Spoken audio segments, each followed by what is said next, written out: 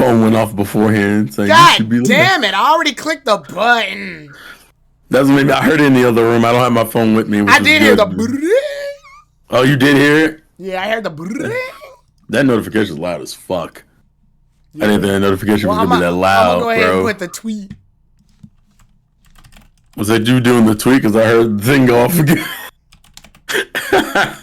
It's like every time, you know what it was? It probably was the notification that your Twitch is live. Yeah, that was the Twitch. Fuck you, sir. This is why we can't like stream together and me still follow you, because then I get like notified in real time, like of when you do shit, as if I'm not already here with you. It's ridiculous. Terrell, we're about to start a discussion about the Pokemon killer. Let's.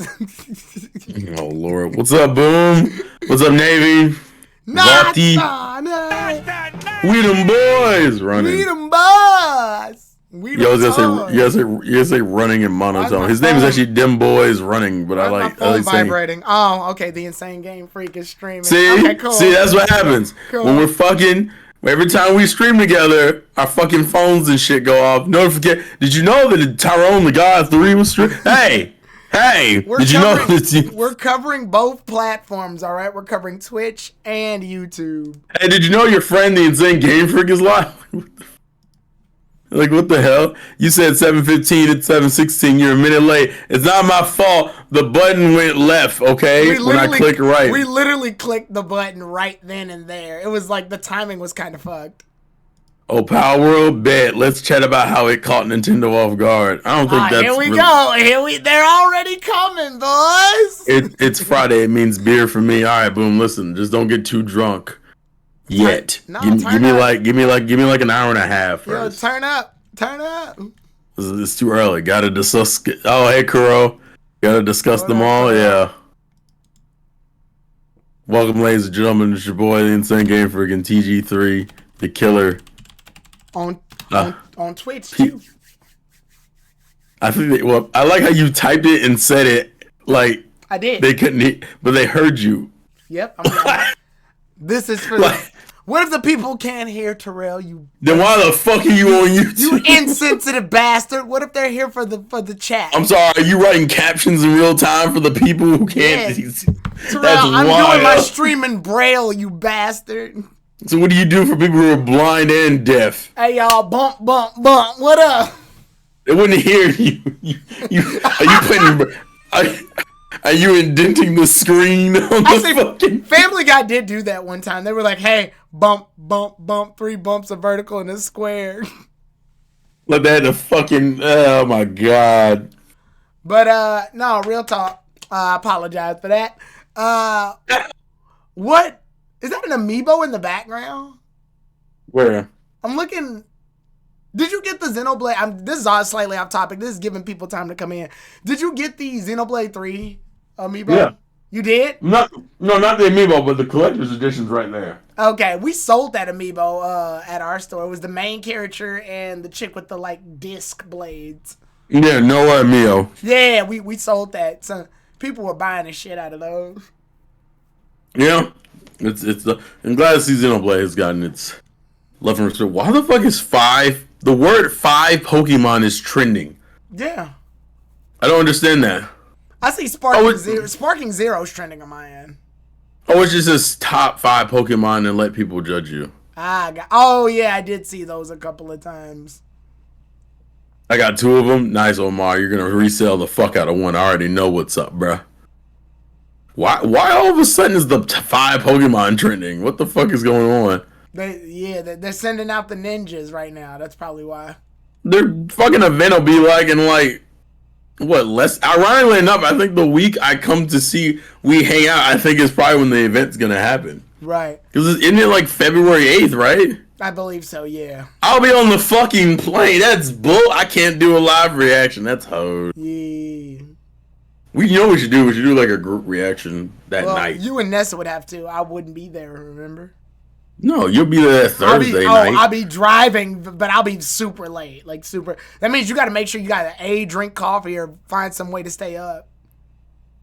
Well, remember my flight isn't until like what is it, 2? I'm gonna try to see if I can leave slightly early on Thursday to make it to you guys. I like how you're gonna say that, and then what it's gonna be is like, when do you show up? About like 30 minutes early. 30 minutes. He's like, and then Tyron's like, well, per the rules of what I was talking about, I did indeed show up early. I'm like, fine, if we're gonna play fucking semantics, yes, you showed up earlier. Right. I've learned not to argue with Tyron when it comes to semantics because I always fucking lose, so it's not worth it.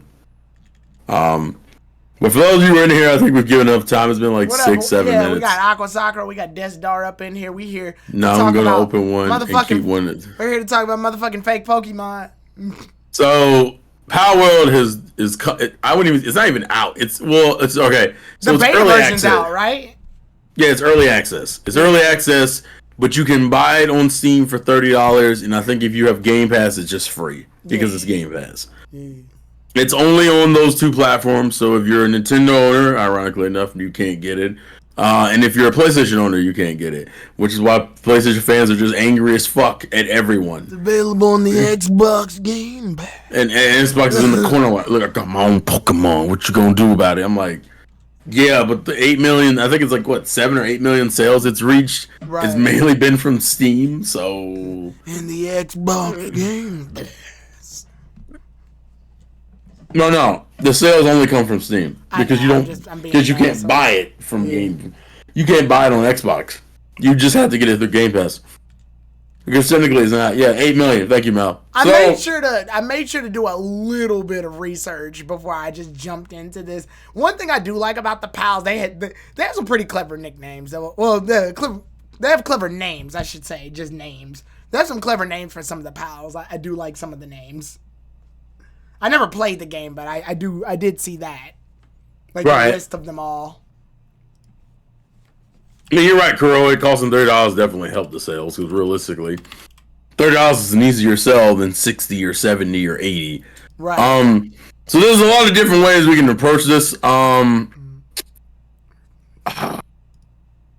there's even a lot of conversation around the game. It's the game itself, then it's the game in comparison to Pokemon.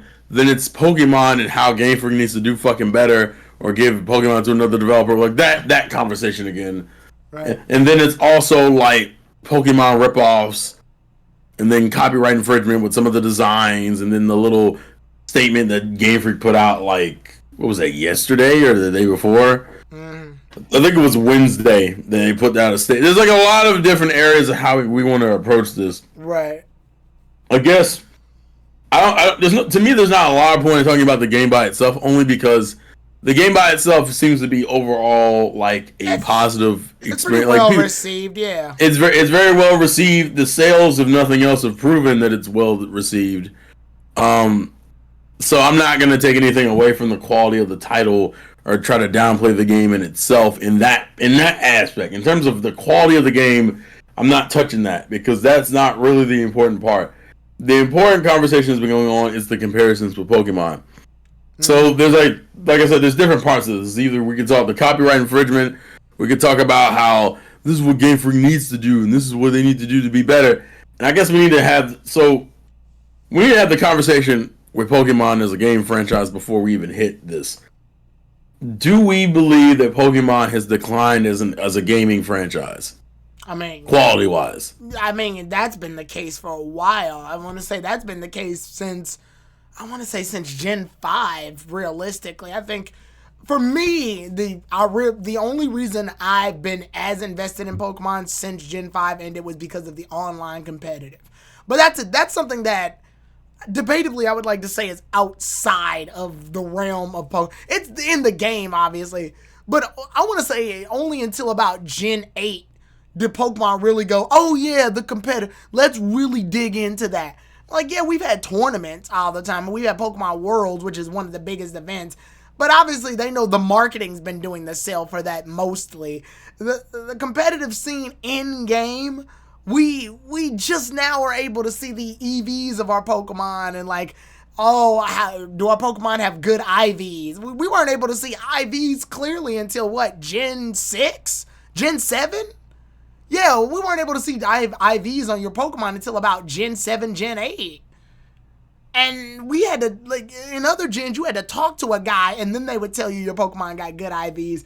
So you had to talk to an NPC to do that. And yeah, those were things outside of that. But as far as, like, the quality of Pokemon as a whole to the average player that's not competitive, yeah, the quality's definitely gone down. I literally zombie through most Pokemon games, except if I'm streaming it. Nowadays, that's the only way I can do a storyline and be invested is if I'm streaming it. But that's just me. So my question is, where do you think it, because I agree that it's declined, but it's weird because I'm looking as an overall experience. Like, right. Because Melvin, you mentioned in the chat, the story and the characters are at their best. Yeah, I could give you characters, and it depends on what games we're talking about. So I guess as an overall experience, if we're going to make that statement, which gen started the downward trend? Now, you said Gen 5 is your starting point, or is it or after Gen 5? I'm trying to make sure I understand. I want to say after Gen 5. After Gen 5, it's very clear that... So 6 through 9. Yeah, 6 through 9. I will admit, they've had some interesting characters, but interesting characters only makes up like a small chunk. And I will admit, stories have been pretty interesting, but again, small chunk. So, if we're going that route, I would agree. I think Gen 6 is the drop-off. And I think everyone knows Gen 6 is a drop-off, but we accepted Gen 6 as a drop-off because it was the first transition into, like, 3D game with a new engine, all that, and the third. It's still a drop-off. No, we're not going to sit here and pretend like it's not a drop-off.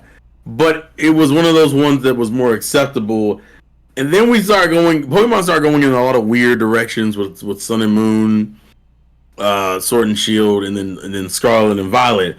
And I think each of those games have their own appeals. I think they have their own pros and cons. But if we're talking about as an overall experience, they all have something that hurts them in a lot of ways. I think Gen 6 is incredibly linear, incredibly easy. Actually, I would argue next to maybe like the side ones like fucking Let's Go Pikachu and Eevee, I think it's the easiest mainline game. I think that's arguably a fact. Right. Gen 7 is one of those games that you only want to play once. I'm gonna just be real about it. Gen 7 is one of those games that you're like, oh, this is a fun little adventure, and then you'll never touch again.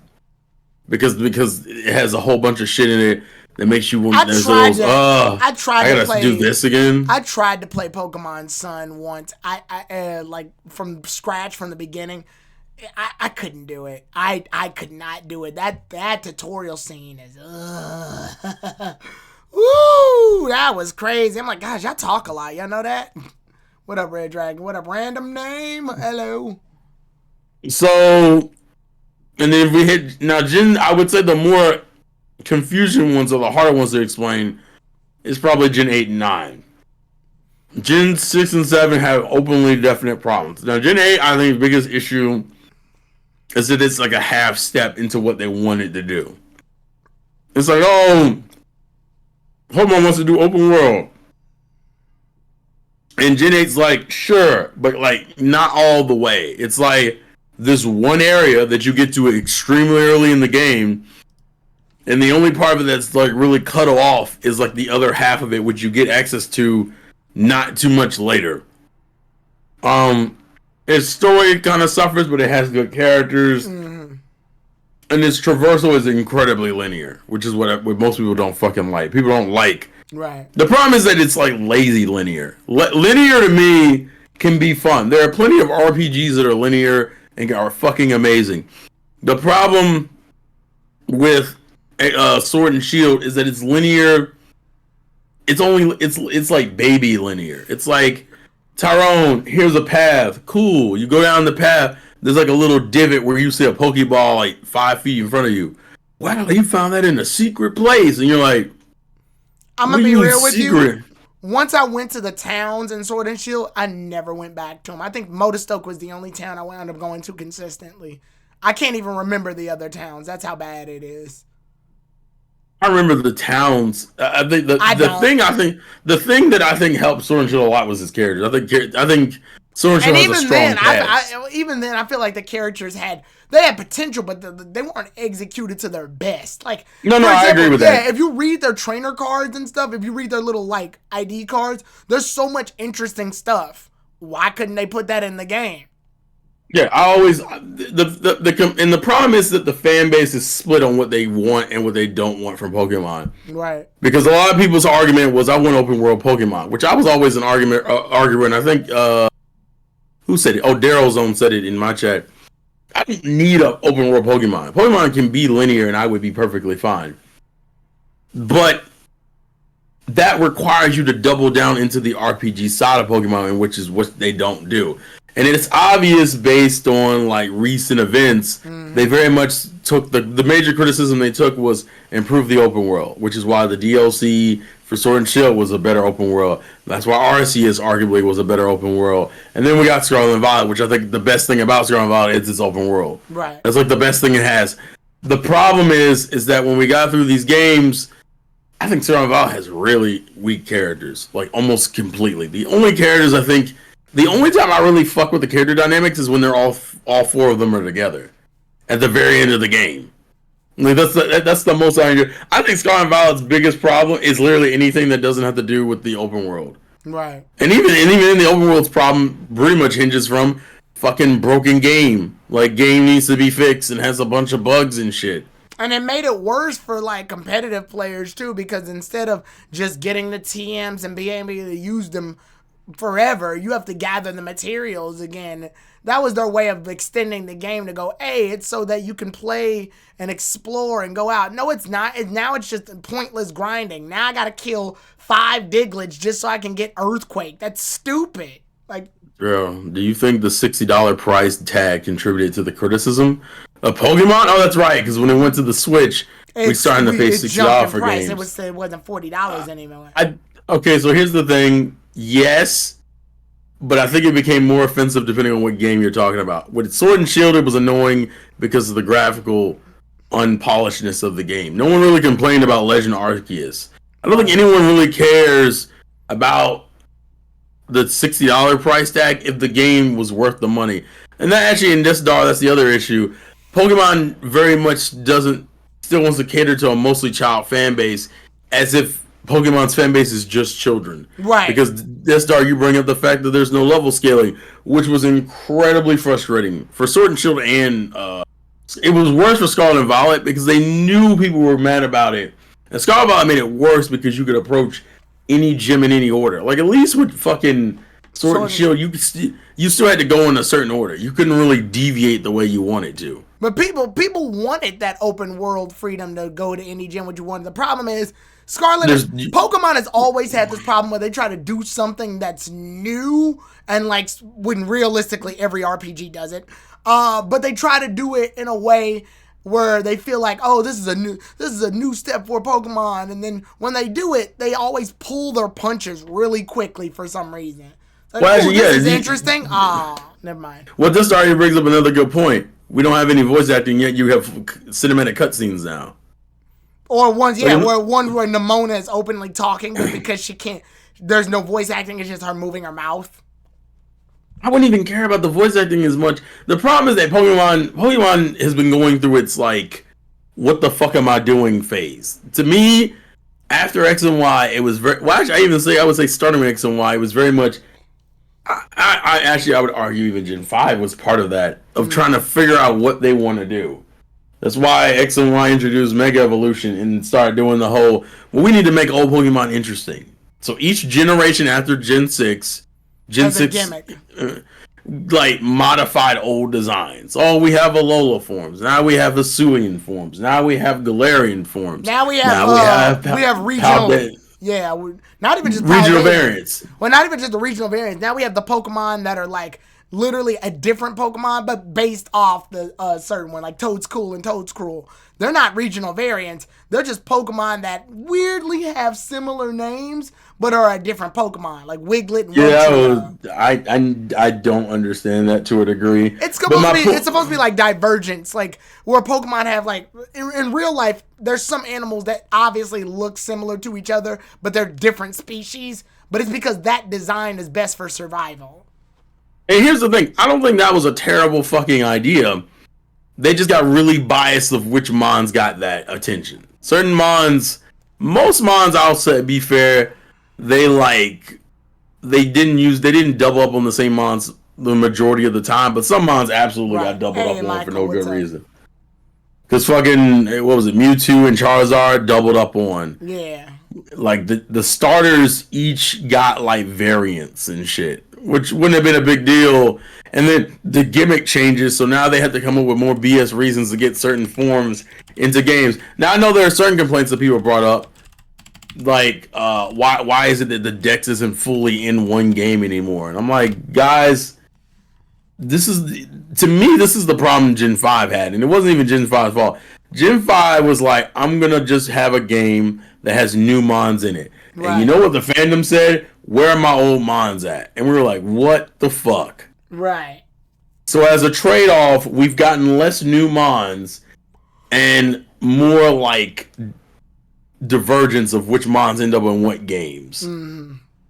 And the conversation that needs to be had is that Game Freak needs to find that proper balance. But the reason why this all connects to Palworld, because I don't act like that isn't a part of the conversation, is that because Pokemon's been in this experimental phase trying to figure out, and this is not even just with the games, it's also with the anime as well. If we're going to use that as an example, Hell, even the trading card game. exactly. The biggest issue that's come from all this is that in the middle of them in their little identity crisis and also being in this whole rush game cycle that they've been in, here comes a game that, although isn't Pokemon, has some very much monster capturing Pokemon style gameplay, and people clung on to it because it looked like a high quality experience and said, why aren't you doing this? This is how you're gonna lose your fans to this game, this, that, and the third. Now let's be real for a second too. Palworld, obviously, much like other capture monster genre game, it isn't Pokemon. Like I've actually looked at the video footage. I've talked with TSS last night. The gameplay is obviously different, but if we look at the designs, there's a lot that they are dangerously similar. Like if you know Ken Sugimori's art style and look at these animals, they're there. They are so close to there. At least like with like other ones, like Digimon used to be the big like, oh, this is Pokemon's little copy or whatever. Even though So I'll be right back. All right. Yeah, I got you. I'll take over from here then. Digimon was the one like, oh, this is Pokemon's clone. And I'm just like, yeah, Digimon was mostly based off of Tamagotchis. But you can tell when you look at a Digimon and you look at a Pokemon, you can kind of know the difference. There was only if I had to look at Digimon, there was only a very critically small handful of Digimons that looked like Pokemon. And Digimon mostly only looked like Pokemon during their baby stages, their egg forms and their like first forms. But once they reach their champion forms and above, you really start noticing the big differences between Digimon and Pokemon. Here it's extremely, if you showed it to a parent or a child that didn't know any better, you could definitely not tell. You could hold this up and be like, is this a Pokemon or a Palmon or a Palworld Pal? They wouldn't be able to tell the difference. They wouldn't. Like, a lot of these Palworld monsters are extremely similar. Jarringly similar, dare I say. Like I'd say Chickapee, Anubis, Demud. A lot of these do have share. Krimis, hell, they made a bunch of Eevee clones. Krimis, a lot of them, Kativa, they've got Pokemon design. They very much have Pokemon design. Like we can't even deny that. The differences are obvious though, is that they can evolve. They can evolve, and for the most part, I think they're all just sort of there to help you build stuff, to build your base or whatever. It's mostly like almost like a slave labor situation. I think the issue is though, the reason that it's very clear that it feels like a ripoff, even if the gameplay is different, is because how many copies did Palworld sell? I do not know that answer. But it's because, realistically, when you look at any franchise that's like, here, we have more than 100 mons, We have more than 100 of these little creatures, all with unique, variant, colorful designs and superpowers. What does your brain tell you? Well, there's only a few things that do that, and one of them is the largest video game franchise on the planet, Pokemon. So when you look at that, unfortunately, you got no choice but to be like, well, it's similar.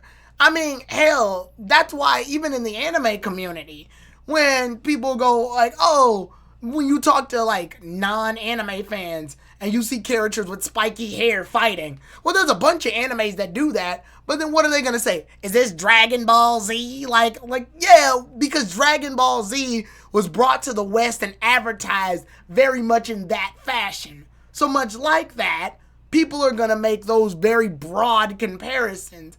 And to me, when people ask me, well, would you play Palworld? Probably not. Not because it's so similar to Pokemon.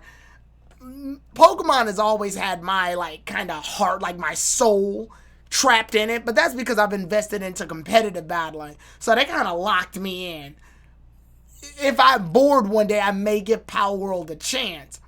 But that's more than likely the reason why people are making the comparisons in the first place. People are going to make these comparisons because Palworld looks so dangerously similar. I mean, Direwolf looks just like Lycanroc. You can clearly...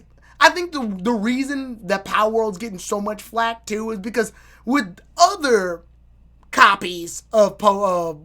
they say Pokemon copies...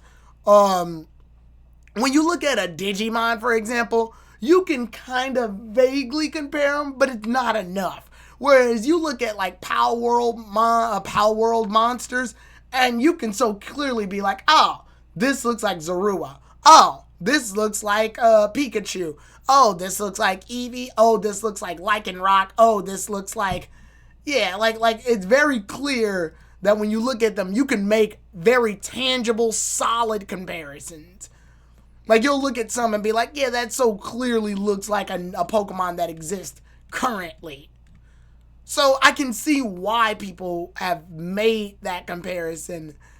Is it warranted for it being viewed as like, oh, they should sue this company or copyright it? That's a hard question to answer. Does anyone own the rights to an art style? Would be the question at that point. Like, would you argue, does anybody own the rights to an art style? Can someone, like, for example, if I looked at Akira Toriyama's art style, right, to the point where I looked at it really hard, and then I just started drawing anime characters the same way, would I be in the wrong? Is there a wrong to that? This isn't copying it. It would be literally making something that looks similar to it. There's no copyright on art style, but designs though, yes. So there is a copyright on design. And that makes sense because we got to have some level of structure to this. Yeah, like we've got to have a level of structure to this. So then we got to ask ourselves though, then the question, how far would that case go? And would they be willing to make a case for it? Well, go ahead, Terrell. So I was talking about how people are saying that they do look similar. I'm pointing out the visual similarities at least. Oh, so you're on the copyright part of it. Right. So, I mean, look, that part of the conversation will always be tricky because Well, I'm grass or water. You talk to him. Okay. It's always going to be tricky because you're comparing monsters that are based off the same shit. Like, you can have Anubis and then have like 13 variations of them. Persona has a version of them. Digimon has a version of them. Yu-Gi-Oh has a version of them. Yokai Watch has a version of them. And because it's a Japanese company, Pokemon's version of them is very much based in the same, like, even animes and mangas all like make references to the same shit. So because of that, you will always run into a situation in which, like, you're gonna have 6 versions of the same kind of character. Now, granted, you can look a little bit too close to your competitor than you fucking need to, which I think is really what's been going on with Palworld and things like the Anubis one that looks like fucking Lucario, but just a different color. The mangas for Fairy Tail copy One Piece characters, and Fairy Tail got mad popular. I think other issue is that Pokemon coming to consoles exposed to the issues of the wider gaming world with every concurrent, and Scarlet and Violet was sort of the icing on the cake. Well, of course, because you had a changing game that was not only a well-known and popular franchise, but it was making its transition like decades later than almost any other IP. There is no IP that took this long to go from handheld to console without and with the kind of limitations that Pokemon had. And Game Freak very much wasn't ready for that transition. Game Geek will sit here and tell you they weren't. The Gen fucking X and Y wasn't ready. Sun and Moon was actually probably closer. I would say Sun and Moon was a game that felt like it was made properly for the 3DS. But X and Y definitely was a transitionary game, and you can tell. And unfortunately, that's what fucking like Let's Go Pikachu and Eevee, and then going right into Scarlet and Violet felt like a transition into an era. And like I said, the reason why the Pokemon conversation is even coming up at all, and we're adding to it, is because a lot of people feel some type of way with Pokemon, and you now see a game that isn't necessarily Pokemon itself, but very much is in that same Pokemon lane to a degree, and that people are latching on to, like, what the fuck? Why are things? Why can't the game that we have be this, right? Why can't we get that game? Should Pokemon just ditch older Pokemon fans for reoccurring fans? To be fair, they already do this, Vadi. Think about it. The only long-standing thing that's still in games that I think is for older fans is competitive. Because if we're talking about like the main games, the stories. So the stories it's weird. Pokemon has been in a weird story lock for like the last decade, I want to say. X and Y was pretty much a conversation about genocide. Black and White was about truth and morals. Sun and Moon was more about the adventure than anything else. But like they all have like a weird dark element to them that doesn't really make sense for a Pokemon title, considering Pokemon's primary demographic and who they do and don't want to appeal to. It was always weird to me how weirdly dark the later games got. It was all on some weird destroy the world. My mother's psychotic. My fucking father or mother is dead.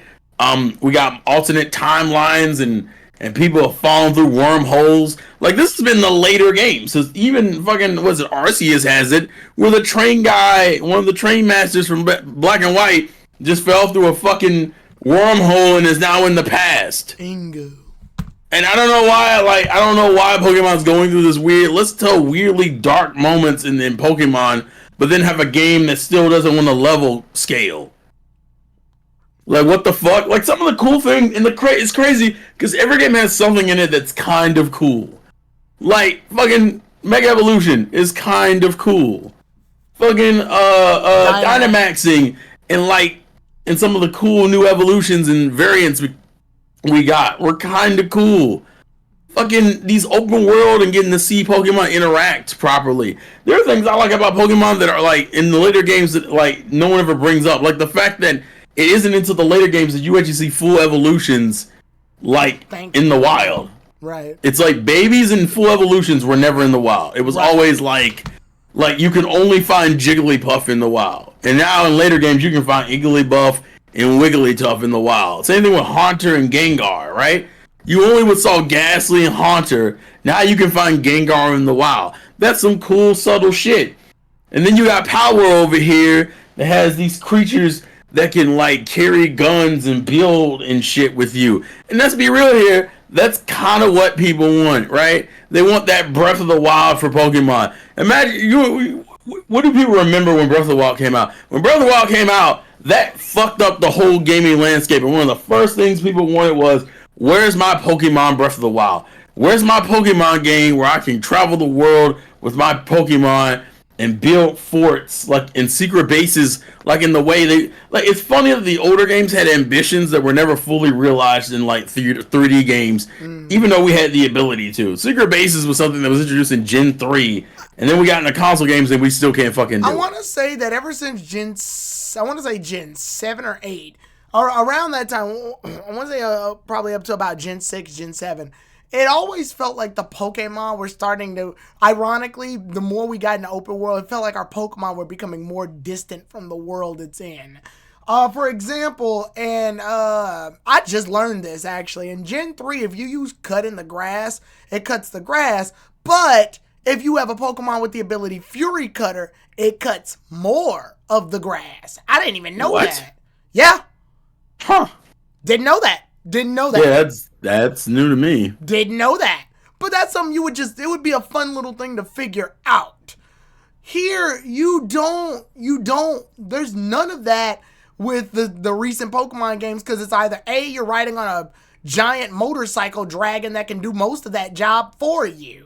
So you don't get to use any of your other Pokemon to do any of those things to interact with the world. Like, give Let's Go Eevee and Pikachu all the shit you want. They at least allowed you to ride on your Pokemon or do some shit with your Pokemon instead of just defaulting to an HM slave that the game made. Because for some reason Game Freak thought, oh, you don't want to use HM slaves on your team? Well, the alternative is simple. Just make a default Pokemon to do all the HMs. Like, no. We still want our Pokemon to do it. We just don't want it to be a required slot on our battle moveset. It should have just been. The problem is, the game has to change for HMs, right? If I'm in a 3D world, that means you can't just have a big ass rock in the way and tell me I gotta go get someone to use strength. And the problem is the later games didn't know how to deal with it. Yeah, and I'm looking at... Go ahead. Well, I was gonna say, some games chose to make it all optional. Actually, Gen 5 is what started that. Yeah. Made a lot of it optional, which I think still kind of worked because you could do secrets and shit. And then later games just said, I'm just not gonna fucking use it. I'm just not gonna do it, which is what a lot of the later games have done. And from what I'm looking at, Palworld, first of all, Palworld feels like an amalgamation of like the most popular games all in one. You get your crafting from Minecraft, you get building stuff using the material around you in bases like Fortnite, you get the gun shooting mechanic from first-person shooters in Fortnite, you get the, like, it feels like a mix of everything. It feels like a mix of Pokemon, Fortnite, and Minecraft all into one game. So and that's... Yeah, go ahead. And I think that, I mean, obviously that's the appeal to it, right? Right. But I think the vitriol as a Pokemon fan that's been built up over a decade. It's been a decade. People need to be real about it. It's been 10 years of getting like games that just increasingly have a bunch of shit that like something is wrong with it. It's lacking in some way, and you feel like you're not getting the experience you want. And this also comes from the conversation that also needs to be talked about, which is that this is either the Pokemon killer or this is going to give Game Freak competition. As much as I hate to admit it, and it kind of goes into why Game Freak won't change. I don't imagine Game Freak's change to be anything crazy in the future. Not. Yeah. Is because the games aren't even the biggest money maker for Pokemon. Like, that's why I always hate it's going to be the Pokemon killer. It's going to be the Pokemon killer when you're not even making a fraction of what Pokemon games make. Like, I want to put this in context. Pokemon's gonna be the Pokemon killer. Like, I want to be real here. When you go break down the finances of how much money they make from each of their properties, now granted, the games business is the second highest of the way they make money. But you know what the first one is? Fucking merchandising, which includes everything between plushes and trading cards. And you wonder, well, how bad is the gap between number 1 and number 2?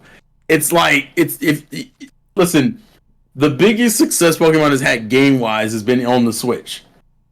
Since the original games. Like, no other games have, like, blown up the way the Switch titles have. Yep. For better or for worse.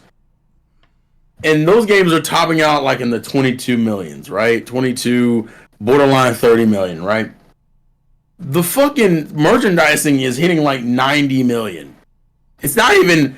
you would have to triple the games business for it to even be a viable conversation to have. Right. And even then, you're still fucking losing. Like, so the Pokemon killer conversation never made sense to me. Because That's all. You are. Remember, this is Pokemon. Pokemon is in the same league as Disney. You telling me Palworld's about to be out here merchandising right next to fucking Mickey Mouse and Pikachu? Dog, get the fuck out of here, It bro. feels to me, That's and I might be giving Palworld way too much credit here, but it feels to me that Palworld's not even in competition with Pokemon. I think Palworld's it's not, but the fandom is putting in I competition. think I don't even think Palworld's hoping to sell like as much as Pokemon. I think Palworld's just trying to make a game. Now, granted, these designs, they're questionable. I'm just gonna go ahead and say that. The design route they took was questionable, which is sad because I look at some of these pals and I'm like, they've got designs that I think could have been very well, like, been fine on their own. It almost felt like they needed Pokemon as like training wheels for Creatures 101. It almost Right. like it felt like they were too afraid. They didn't have enough faith in their own designs, so they had to make a lot of these pals look like Pokemon as a safety net. You know how like when Sonic Mania was such a good game, but the problem is that Sonic Mania, most of those levels are what? Levels from old Sonic games. Well, I think another point that's being made, it's also important that people are bringing up in the chat, is that like we're only like we're not even like we're like a week into this, like a week or so into this. Right.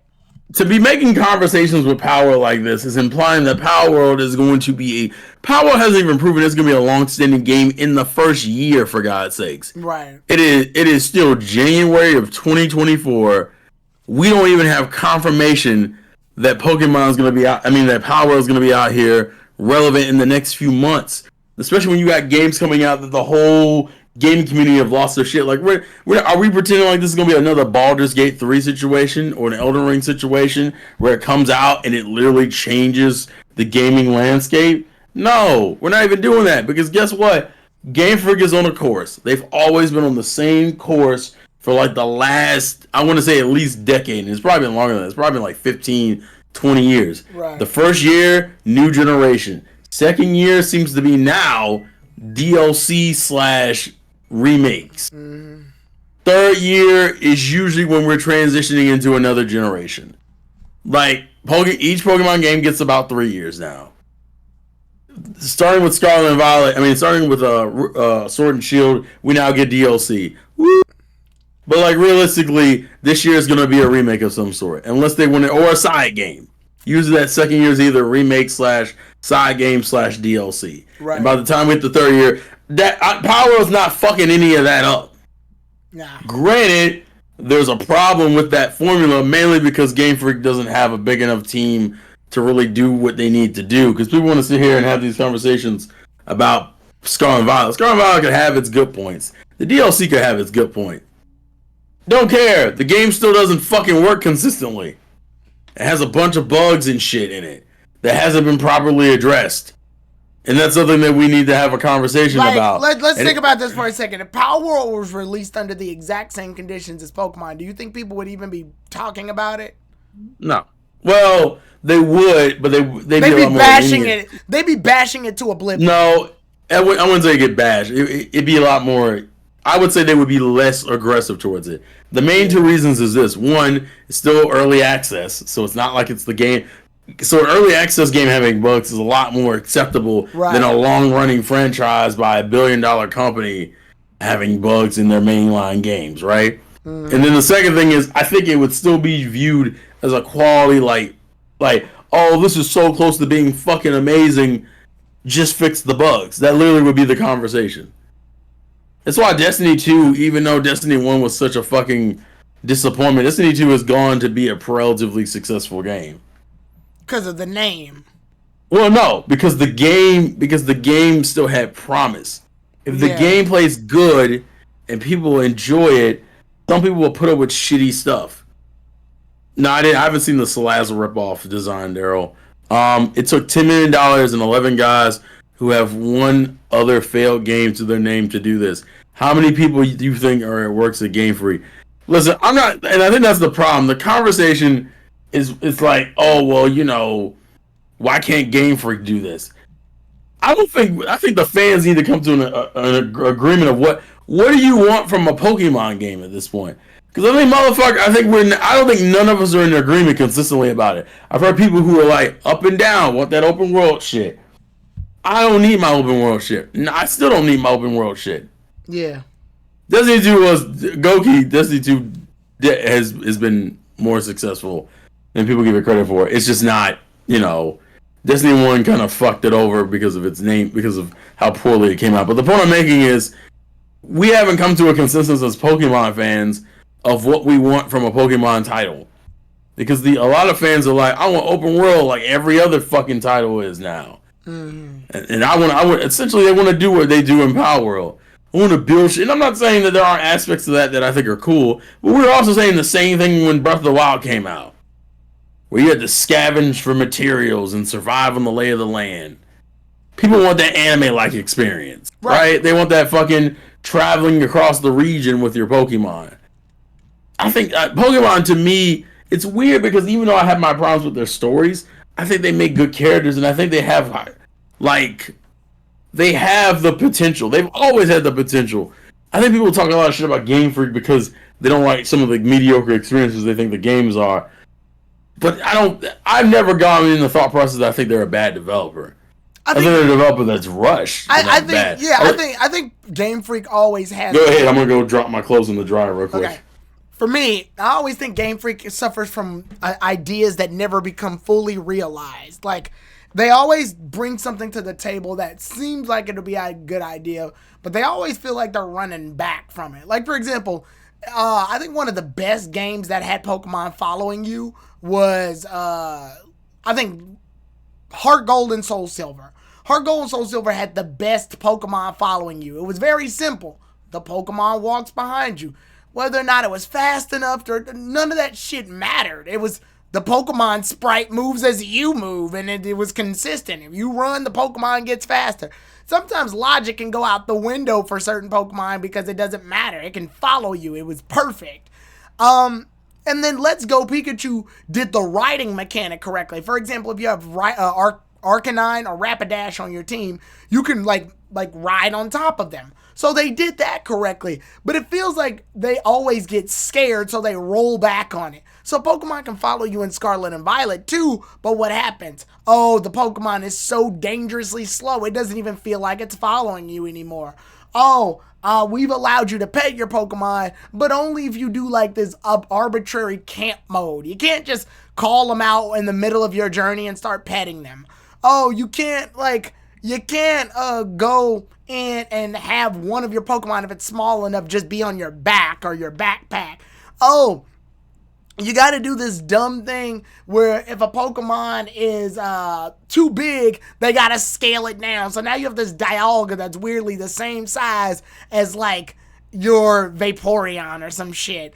Like it's just like, it always feels like when it comes to interactions with Pokemon, they always feel so disjointed. And even from what I know of the Palworld thing, there's a mechanic in there where if you have a rocket launcher, you can put, what was the thing called? Penguin or whatever. It's a penguin pal, and you can launch it as a bullet. Like, you can launch that thing as a bullet because it wants to fly. That's its whole gimmick. Like, literally, its whole gimmick is it wants to fly. And if you do that, then you can wind up, if you run out of bullets, I'm guessing, with the rocket launcher, you can use that as like your bullet.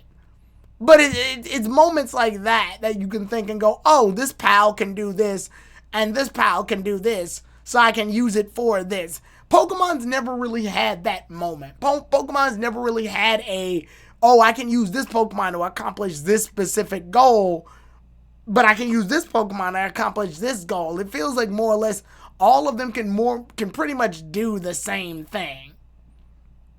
So it separates you from the adventure in and of itself. It never feels like you're creating anything with your Pokemon. It never feels like you and your Pokemon have done something together. And I think that's unfortunately the advantage Palworld's taking, is that what if you had creatures that when you use your creatures, they all do different things, or at least they have a memory of doing something within the code of that game. Sadly, we have Pokemon. You can catch, like, say, a Mareep, But that catching that Mareep is no different than realistically catching any other Mareep unless you're in competitive. And you're in competitive, all Mareeps are the same minus the shiny one. And if you catch the shiny one, you want to know what it is? It's just a slightly different color. But we look at Palworld and they have Ignis forms and Terra forms and Chris forms. Same thing, same concept as shinies, but it feels a little bit more special because they're not bound to this very niche gimmick of, oh, slightly different color and oh, it's super hard to find. Yeah. Whereas here, the pals, you could have your sheep pal do something that I believe could be very unique to that specific situation, and you carry that memory with you and that sheep. Oh, we got together and started building a crafting table together or something. And because of that, I'm able to do these things. Like it always feels like that you're always a part of it. Whereas with Pokemon, you can catch any or every Pokemon in it. Realistically, they're mostly caught for one reason: to stay in the box, to be used for the story mode, or to be used for competitive. Outside of those three, there's no other real option they can do. The only other time this ever was a case was in Gen 3 and Gen 4, where you can enter contests. So if Pokemon wants to step its game up, one of the things it's going to have to do is make your Pokemon more usable outside of their initial function, which essentially is just to fight. Well, they've been playing around with that. But that goes back into what I said at the beginning, is that they always feel like they have an idea and then they run away from it really quickly. The problem is that they're trying to, they keep, every game they develop like a different fucking thing, and nothing ever is consistent. Like, we went from the little pet feature that we had in Gen 6, where you could like pet them in like that special mode, and then Gen 7 kind of kept that. It was Pokemon Me or something. Yeah, because they had the French thing with it. Yeah. I forget what it's called in Gen 7. It's something somewhere in Gen 7, but I don't even think it got expanded in Gen 7. Then in Gen 8 we finally got them. Same. And then in Gen 8 we got them following you around again, but like not in the same way as Let's Go. Let's Go at least made it creative, that they had specific animations tailored to each mon. The problem is that how do you do that for 800 mons? Well, our Gold Soul Silver was the best one with it. It kept it simple. Follow the sprite. Well, yeah, but you're also dealing with sprites versus a 3D game. Yeah. And the problem is they want to give the uniqueness. Well, you know, Taranturum is slower than fucking like Gothitelle, so we gotta like have them move at different speeds, which is cool. Like, it makes sense, but it's lame. As an idea, but like in terms of like execution, our biggest accomplishment is that we've had Pokemon following us consistently now. But even in Scarlet and Violet, we added the sandwich thing, and then we added them washing them each other and throwing a ball, and I think it was in Gen 8 where you could throw the ball and they would chase it and shit. Like, we had these little weird gimmicks, but it's like half-baked. And I get why, because you can't do specific animations for each mon consistently, but you need to start working on those animations and then just carrying those features over. That way you can just build upon yourself. The biggest issue, and I think Navy who said it? Navy said it. Pokemon is weirdly inconsistent. Like, when you look at all the Switch games, they feel like they're like from different developers, and only one of them actually is, which is Brilliant Diamond and Shining Pearl. Every other game is a Game Freak original and like jumps between insane different quality standards. One of them looks like this chibi art style, which is the Let's Go style. Then you jump to Sword and Shield that's using this like more traditional anime-esque style. Then you jump to fucking Brilliant Diamond and Shining Pearl, which once again is made by a third party, so we leave that one alone, fine. Then you jump to fucking Arceus that looks like it's having this like weird cell shaded fucking like painted art style. Then you jump to goddamn was it? I think it's Scarlet and Violet after that. I believe it's Scarlet and Violet. Yeah, because Scarlet and Violet came out after that. Yeah, and Scarlet and Violet comes out, and it's using a completely different art style from like Sword and Shield with different models and designs and shit. And what drives me fucking nuts is you can't carry nothing over because it feels like you're using a different engine for every game. Now, from what I've been told, I think Sword and Shield and Scarlet and Violet use the same engine. It's hard to tell because none of this shit is consistently carrying over. And then you make a new gimmick like that's completely different with the terraforms and shit. And I want you to, and I really want them to sit down. Like, I get it that Pokemon has gotten to the point where you have to keep things interesting. But remember, new gens didn't add new gimmicks. You just added new features. You built upon your games. Now it's like, if you want, remember how crazy it was to figure out to get certain mons to care. As we got into the 3DS titles, they start coming up with weirder evolution methods, and you have to figure out how the fuck do you do this in this game with this console that doesn't have these features, right? Like what Inkay's evolution. Then you got the weird shit with like Yamask's. What Yamask's Galarian form? Yeah, where you have to knock it down 49 HP and then fucking walk next to some old ruins and shit. Like, and you kept doing that, and things got weirder. And or what was it? Panchams is also some weird shit where like it has to learn. Was it like a dark move or a fighting move before it gets to a certain level? It's gotta learn a dark move. I wouldn't listen, Retro, and you're right, but you're wrong. I think you have to have a dark type Pokemon on your team. I think. Yeah, it's like some left field thing. And my thing is this, because Retro, you're right and you're wrong. Gimmicks are fine, but they should be gimmicks that build into the main game. What we keep getting are gimmicks that are cool for like 3 years, and then we fucking ignore them. Mega Evolution, gone. Z moves, gone. Dynamaxing, gone. And now we're on Terrestrialization, and no one's gonna give a fucking about another year and a half. Why? Because it'll be fucking gone. And you're in the back like, so what are we gaining throughout these generations? Because they also changed the way TMs worked in this gen. Now we gotta fucking do this thing where we collect. I understand what they're doing with the TMs in this gen. You fight Pokemon, you collect like elements of them. Like you get the nails of a Duran or the fucking antenna of a Butterfree, and you can mix it and but turn I don't it into want like to do that. And it's a crafting system. That's what you've done. You've turned TMs into a crafting system. The problem is I have to always go to a fucking Pokemon Center to do it, even though I can set up a picnic anywhere around, well, mostly anywhere around the world.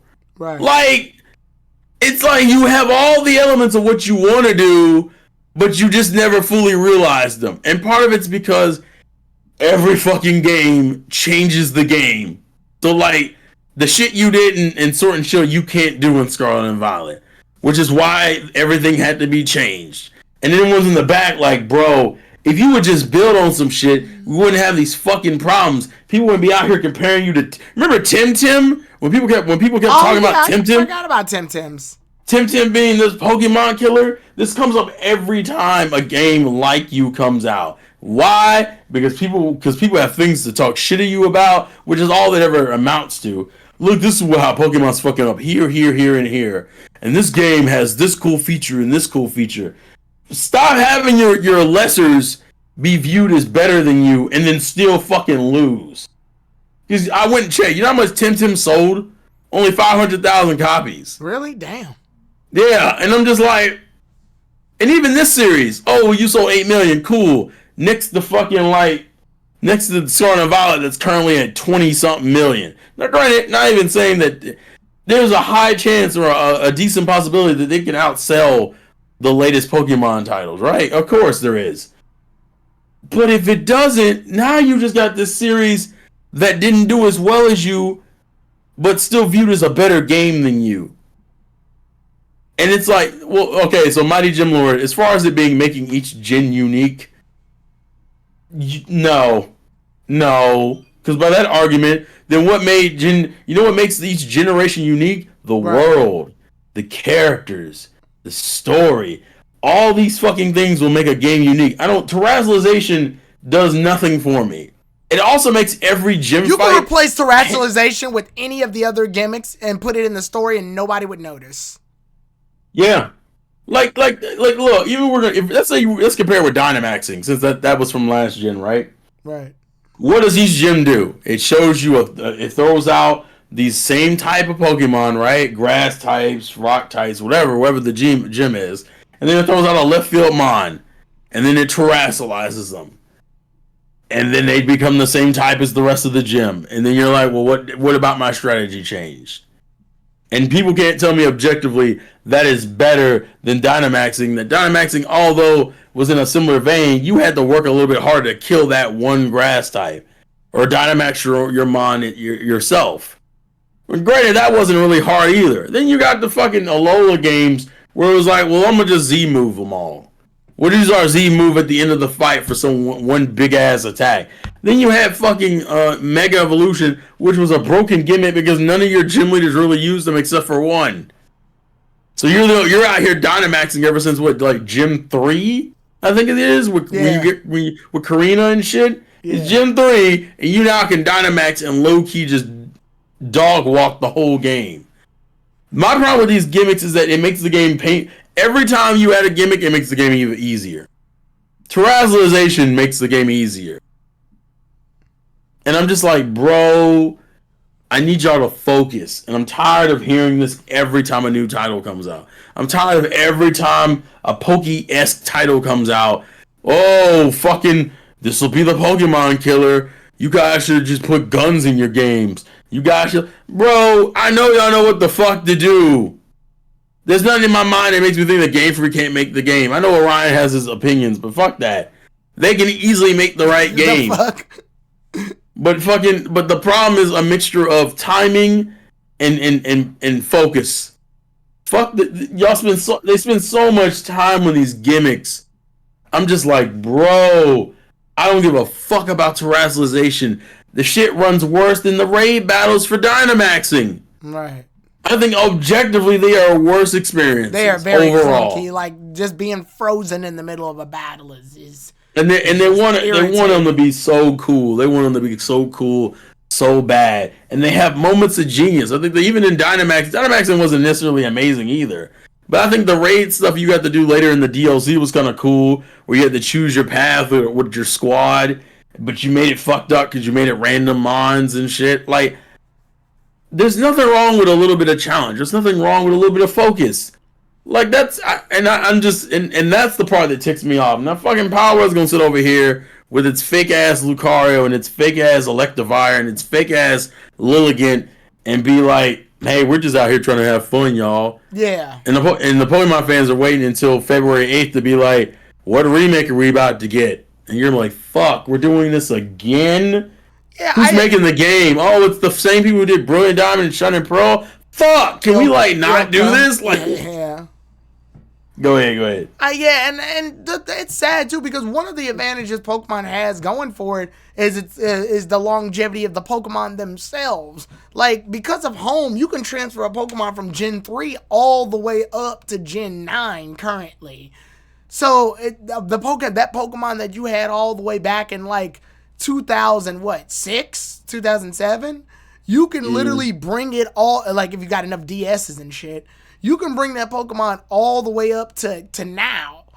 So that it's personal. Where pals are new, so they won't have that level of time. They don't have that same time. But at the same time, Pokemon feels so stagnant that when you bring it to the new game, it's like, okay, well, what do you do with it when it's in the new game? Not much. I always look back to Gen 6 when Tyranno was like, yo, I'm doing this dancing thing, this dancing contest with my Pokemon be great. Well, there are no dance contests in XY, so what was the point? I liked when Gen 3 did the contest because it was I talked about this before. I had a Delcatty that sucked in battle. It got beat constantly, but it knew all cute moves. So I decided to enter a contest one day, and it won. And I'm like, cool. And there's different tiers of contests you can enter. So I was like, I'll just make Delcatty the best in the contest while I have my other team deal with the gym leaders. But it gave this level of interest to the game. But they stopped doing contests after Gen fucking 4. I'm like, guys, you had an idea and then ran away from it. My issue just build upon shit. We were always ditching ideas after a gen or two, and it was like, what the fuck? With the 2D games, it wasn't as bad. With the 3D games, it's literally every gen now. And you're like, what in the fuck is going on? Why do we keep ditching ideas and not building upon them? It's crazy to me the anime introduces all this shit. You can be a contest coordinator. You can do Fucking, you could be a gym trader. In certain areas, you can study to become a gym leader. Just do that. Don't do this weird shit where we're like, well, I guess you're gonna terrestrialize, and I gotta find out the mystery of what happened to my dead father. And I'm just like, if you gave me the options, like take the first 5 gens, and just give me everything in those 5 gens. So that's what the Battle Frontier, that's contests, that's the fucking Poke Studios and shit. Like, just give me all the extra stuff in those games and slim it, because eventually we're gonna run into the same problem that we're running into now. We're running out of regions to cover. We've already covered various parts of Japan, America, Spain. France, fucking Spain, like Britain. We've literally covered so many areas. You know what I want? I want you to fucking just build on shit. I want you to take the improvements in Scarlet and Violet and build on it. Don't do this shit where what happened with Sword and Shield to Scarlet and Violet, where you just drop shit. You drop shit. How do we get the extra TMs in Sword and Shield, Tyrone? The extra TMs in Sword and Shield, the way you got them was you either bought them or you found them in the world.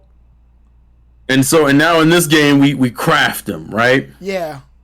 If you want to do crafting, stick to fucking crafting. Why is it that Arceus has a completely different mechanic on sneaking up on Pokemon and fucking catching them? Why didn't you carry that over? Because people fucking liked it.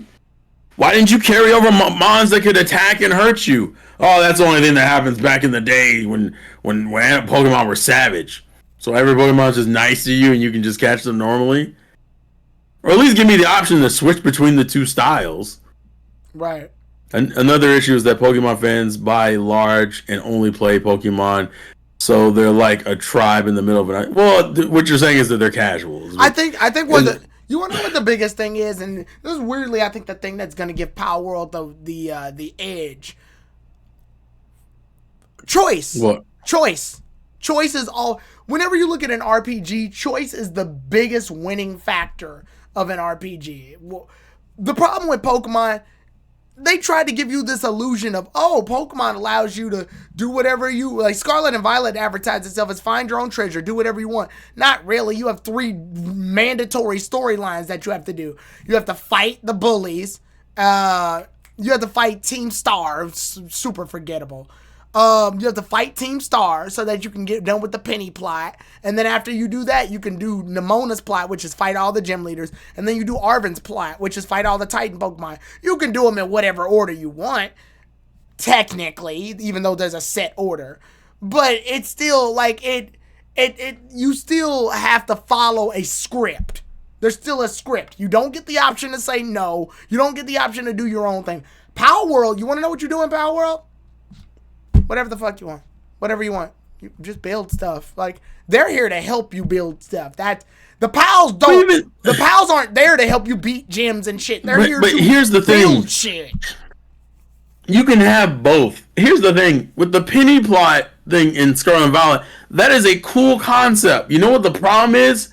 It's formulaic. After the first one, you know how every interaction is gonna go. And what makes me mad is that the characters are conceptually cool. They're considered outcasts in their fucking school for various different reasons. And the reason why they've banded, you learn more as you go through them. The problem is you only spend a little bit of time with them. Why? Because they're only relevant for that portion of the game. That's the problem Pokemon has a lot of. The gym leaders suffer immensely from this issue. When I say Pokemon needs to delve into being an RPG, let your characters be fucking characters. In Final Fantasy, you go to a town, that doesn't mean every character in that town is irrelevant for the rest of the story. Some characters show up in later towns. Characters show up in later plots. You get connections to other characters through other characters while playing the RPG. For some reason, Pokemon is just like, we're going to do this, and then that's it. We're going to do this, and then that's it. We're going to do this, and then that's it. And I'm like, holy shit. Look at these. When you go back and look at the giant cast of characters in Pokemon and realize these fuckers were only relevant for maybe what equivalates to like maybe an in-game hour, you're like, what the fuck? People are like, man, Misty and Brock are great. They're only relevant in their games for like maybe 20 minutes. What the fuck is going on? Right. And the only like say even in other games that aren't technically RPGs, they've done this. Like in Majora's Mask, where if you do help certain people, you want to know what you see at the end of the game? You see the people you helped. Like, it never feels like I affected this world at all. Everybody praises you for everything you've done, but that's only because you know it's part of the game. It's scripted to be that way. One of the interesting plots that everybody's saying is, oh, Kyrion's plot. Kyrion is such a great rival. Kyrion is such a relatable rival. Kyrion is such a great rival. The only reason people say that is because Kyrion has to deal with the idea that no matter how many times you battle, he always loses. Well, yeah, because the game's scripted that way. Like... But we've never played with an idea of, well, what if Kyrion actually beats you in one of these fights? Does he look down on you? Or the yes and no options? Wait, Terrell, what does yes and no options mean in Pokemon? Nothing. Not a goddamn thing. Not a goddamn thing. The one thing that aggravates me is that it gives you the illusion of player choice. And I'm sitting here in the back like, what the fuck? Why are we... Why are we doing this? Cool. We should give you more player options and more player choice. Cool. Can I do this? Nah, I don't want to do that. You really should do this. Nah, I don't want to do that. You really should do this. Fuck, it's a loop, isn't it? You really should do this. God fucking damn it. Why did you give me choice if I always have to pick yes anyway?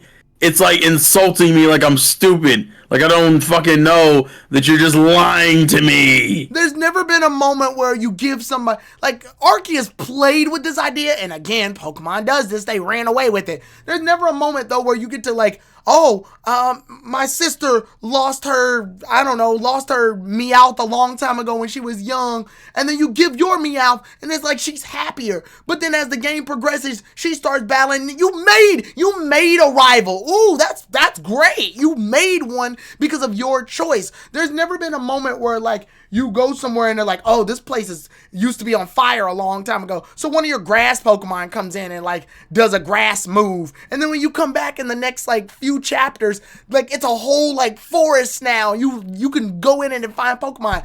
Pokemon Black and White kinda did this with the White Forest and the Black City. Kinda. And that was only with memory keys. Yeah. But it never felt like they went full in on like, oh, you helped create this. Palworld's gonna have an advantage based on nothing more than you create things and you capture pals so that they can help you create things. So now it's like, oh, the reason that your game looks dramatically different than somebody else's game on their server is because your pals got together and created this huge faction. Essentially, you created your own story. Exactly, and that's supposed to be the point of an RPG. It's role playing, but I feel like Pokemon has lost that a long time ago. Because we don't have side missions. After I would debatably say, and I love Gen 5 to death, but I would debatably say after about Gen 3 to Gen 4 is when we officially lost the role playing aspect of Pokemon. Hell, I'd argue after Gen 3. Yeah, I can see that. Gen 4's story is very. I think Gen 4 looked at Gen 3 and was like, "Can we do that? Can we please do some of that?" I wish. That's why I don't care for the rival aspect of Pokemon games as much, because we've gotten past. We no longer, because we have to win, and we always win, and we can't lose because the story won't progress unless we win. We never get any interesting interactions. The only reason why Hop is kind of interesting for Sword and Shield is because it's a character coming to the realization this ain't for him. I kind of like that part of it, but Nimona is literally we just gonna fight. We just fighting. She's like Goku is what she's like. Yeah. Let's box because I think it'd be fun. And I'm like, what the fuck? Arvin's shit is kind of interesting because he's looking for something. He's exploring something. Penny's shit is kind of interesting because it's dealing with the culture and the history of the school. And if you had side missions in the school that correlate with some of the teachers referencing some of the characters that you would meet, it'd be kind of fucking cool. Bruh, the side mission aspect of Pokemon would help so fucking much. Or do things where you can get multiple endings. Like if you lose certain fights, you don't get a chance to redo the fight. The plot just goes on. Like, let's say you fuck up a gym battle. The plot now changes because of it. Or you now, like, you get like a divergent path. Or make it, and I've said this before in one of my streams, I think it was around the time we were doing the Kyrian stuff for Teal Mask. I was like, make it so you temporarily have control of one of your rivals and their team, and you got to fight with that team for a little bit. That way you have some perspective. Or have it where they beat you, like you're controlling them and they beat you. Be right, because they've done, like, Final Fantasy VIII did it before with Squall and Cypher. Squall and Cypher hate each other. They're rivals. But Cypher can be on your team temporarily. And you do that because you need to use Cypher to show off how much better he is than Squall in that mission. You can make that up because it's a role-playing game. Or the Chrono Trigger thing, where when you fight Magus, you have the option to not fight him and he joins your team. Or you can beat his ass. But that's your choice. Right. Yeah, I did that right? You can choose to fight Magus or he joined your team. Yeah. Yeah, and my thing is, like, if like even with the Scarlet and Violet's option where you can pick which gyms you fight, right?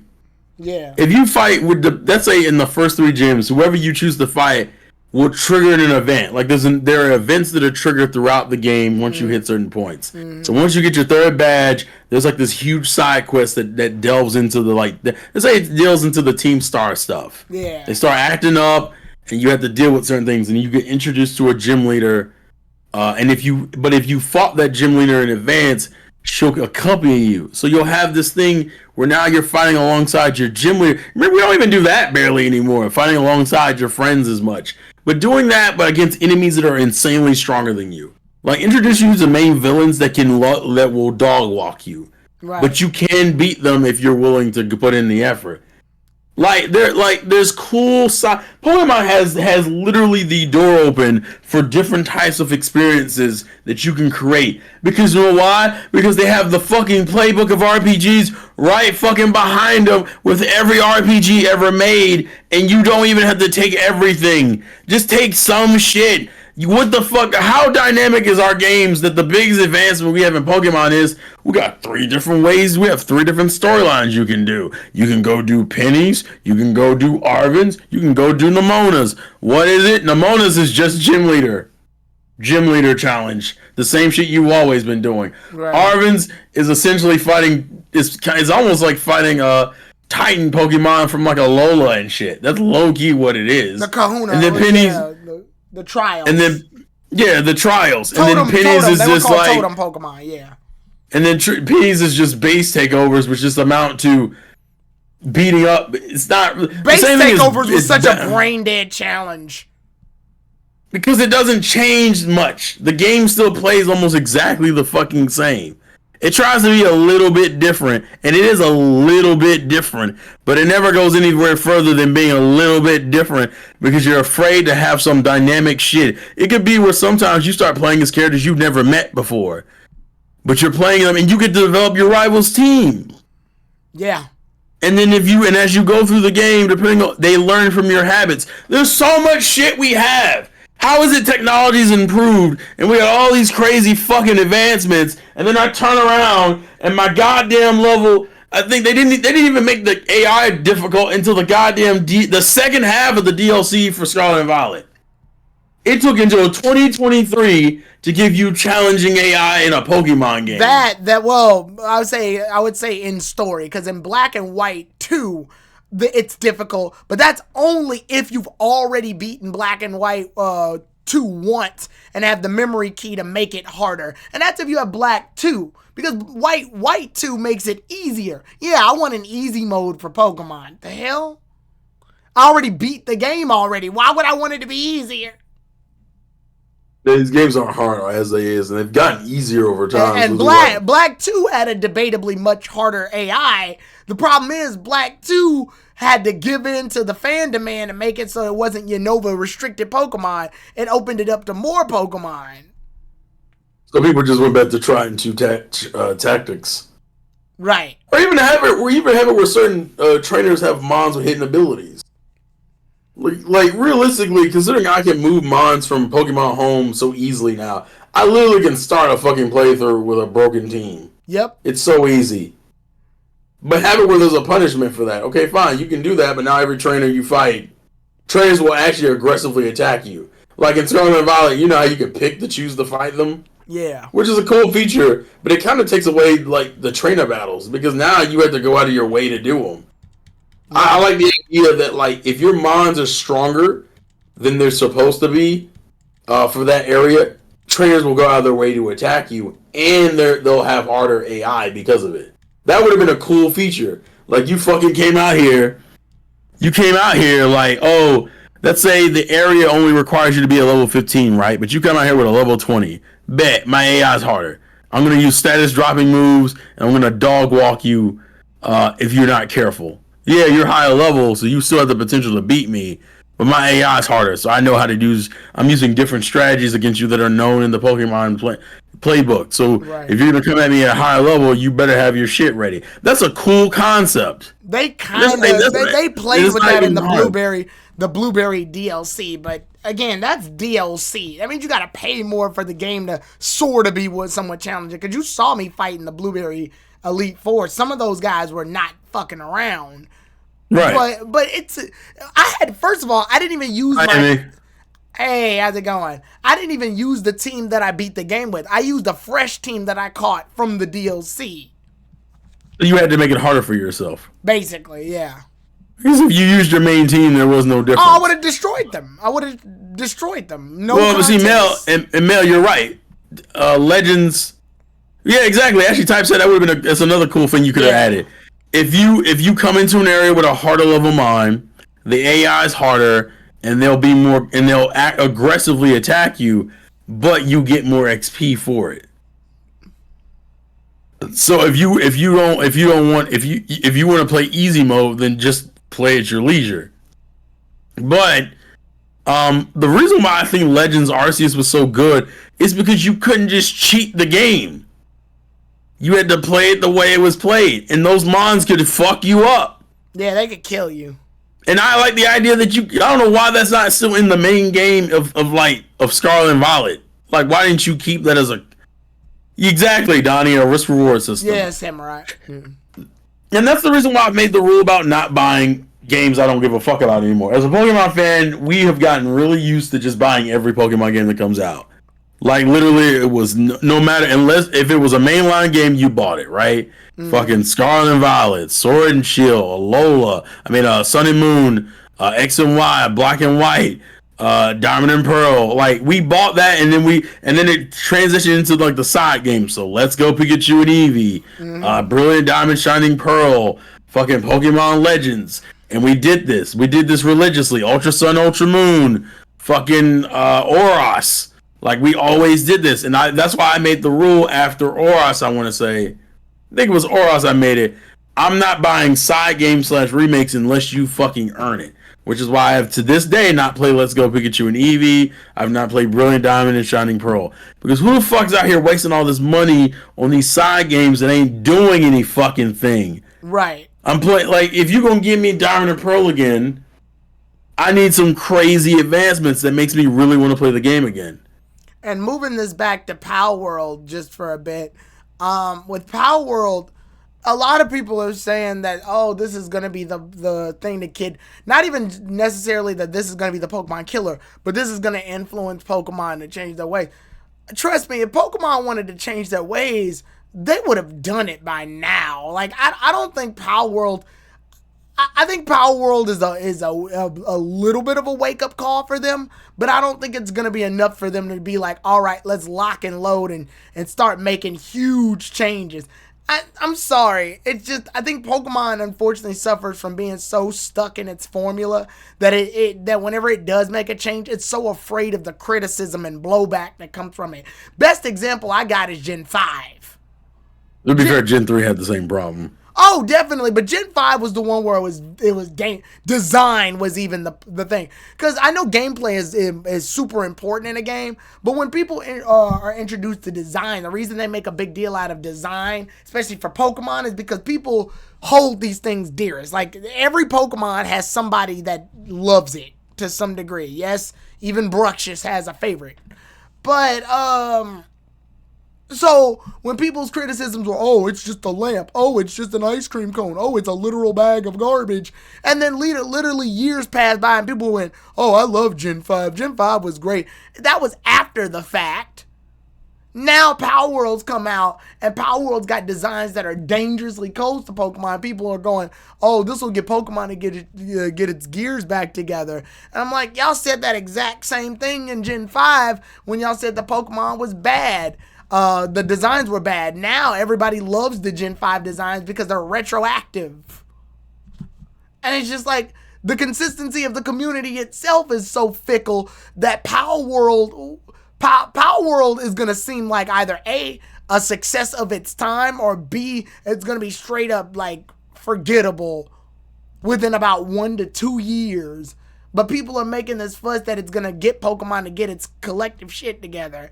Well, Temtems didn't do that, and people completely forgot about Temtems. Almost upon release. Because I think the argument is that they like, oh, competition incites change. But I'm like, unless you ain't fucking with Pokemon's money enough to be that, okay? Definitely not. I think people think they're doing that, but they're not. If you're gonna call yourself like, oh, this is gonna be real competition, bitch, you better start making Mickey Mouse money. Yeah. If you ain't making Mickey Mouse money, you ain't doing a goddamn thing. That's the way I look at it. And that's my thing. That's what frustrates me with Pokemon so much. I'm not even mad that people are enjoying Power. I'm not even mad that people that they're Pokemon fans, especially the older generation, are like, everything I want in Pokemon, Power is hitting every itch for me. And I'm like, I'm glad you guys are enjoying the game. I'm glad you guys are getting the experience you want. Unfortunately, Palworld isn't even the goddamn experience I want. Okay, Palworld is a kind of it's like more. I think most people compare it to like Rust. Is what I've been hearing. I've heard Ark. I've heard Fortnite. Like I said, it feels like an amalgamation. And unfortunately, those are games I don't. The gameplay I saw, it looks like an amalgamation of like Minecraft and Fortnite. And my problem is that's not what I even want from Pokemon. So it's not even doing. So the reason why I don't care is because it's not even hitting the itch that I want as a Pokemon fan. I want a Pokemon RPG. That's what I want. Right. And I never fucking get it. And I'm gonna be real here. Regardless of what we get announced like next month for Pokemon, if you don't show me a game I want to play and not just the remake for Gen 5, which is more likely what we're gonna get, would have to be the single most amazing thing I had ever seen. And I would still probably wait until it released and was reviewed before I even bothered touching it. And hell, if we're going into the next gen, like Gen 10, if the game ain't different, I'm not buying it. I'm not playing these games with Pokemon anymore. Pokemon has progressively made me less and less interested in their products because they won't fucking do anything. They won't. As a gamer, as someone who's in here playing, that will tell you Xenoblade 2 has been one of my favorite games in the last 10 years, right? Mm-hmm. That game is a completely different experience for me than anything I've gotten in a Pokemon game. And it's frustrating because Game Freak has the money and the resources. Even arguably they had the time if they wouldn't like stick themselves to this stupid ass schedule. But of course you can't maintain money unless you come out consistently with new characters and new Pokemon, because those designs and characters and world will be then used for the trading cards and the plushes and the anime and anything and any sort of fucking merchandising you want to do. Right. That's the problem. That's always been the problem with Pokemon as a IP, because Pokemon, people can talk all the shit they want about Pokken, but I buy Pokken too. You know why? Why? Because it's a different experience. If you've showed me that they wanted to experiment and have a different kind of game, I'm down with that. I bought Legends because it was a different experience. Hell, a lot of people loved Unite just because it was different. It was Pokemon League of Legends. Well, yeah, but now you're like, people who liked those League games now have a Pokemon outlet. They reached out to a whole other thing. Which, like I said, Palworld, I don't even think Palworld's trying to do all of that. Palworld's not sitting up here trying to make trading card games. They're not trying to, they might make plushes, but if they make plushes, it'll probably just be out of like, if it lasts long enough and out of obligation. I don't even think they're trying to do all of that though. I think they were literally just trying to shoot the shit and make a creature capture like world building Fortnite slash like Minecraft game. I don't think their main intention was to even try to beat Pokemon. I think their biggest issue is just the designs they chose to the designs they chose to make the game with. If they had stuck with their guns and tried to stick with their own designs, I think they would have been fine. Right. They said, oh, Donnie said they're going to work on trading cards. Okay, again. Yeah, now they're trying. Well, the problem is you got that a 1-year-old card game versus a 20, almost 30-year-old card game. You're good luck. I would just focus on putting the game out. Put the game out first. Even Pokemon didn't go, here's your trading cards immediately. Like, Pokemon's trading cards came out a little after the games, but yeah. Oh, did they? I want to see. Like, I think they came out like a year after. But at least the difference is when the game came out, the game was done.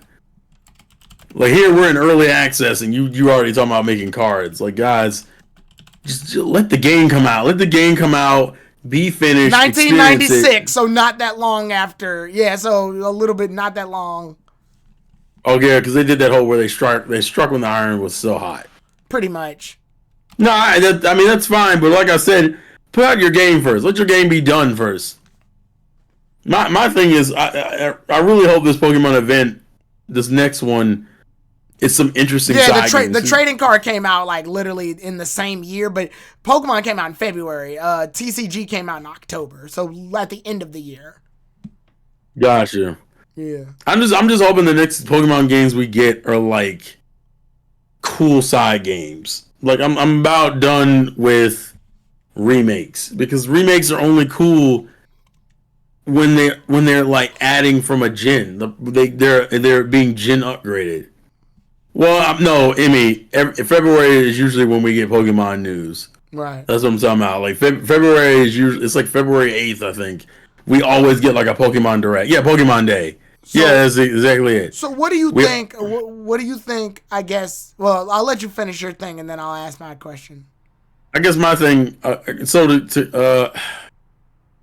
I just hope we get some interesting. Because the problem is we've been getting we got the fucking animated series, and then the Netflix series, and then the fucking these like shorts. We're like getting we're getting like 3 versions of Pokemon media.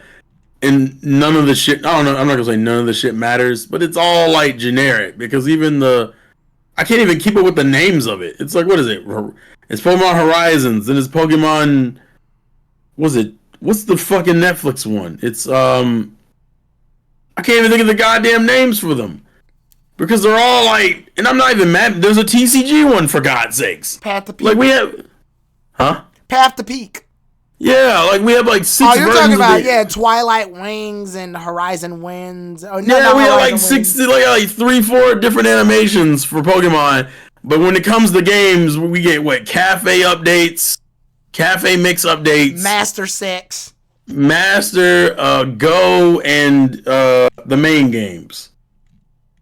And I'm like, bro, give me something else, dog. Like can we just get a chill single player experience? Imagine like Legends is old. Legends is only like 2 years old, to be fair. Mm-hmm. Legends came out in January of 2022. Right. Yeah, Concierge. There we go. Concierge. Yeah, I remember that one.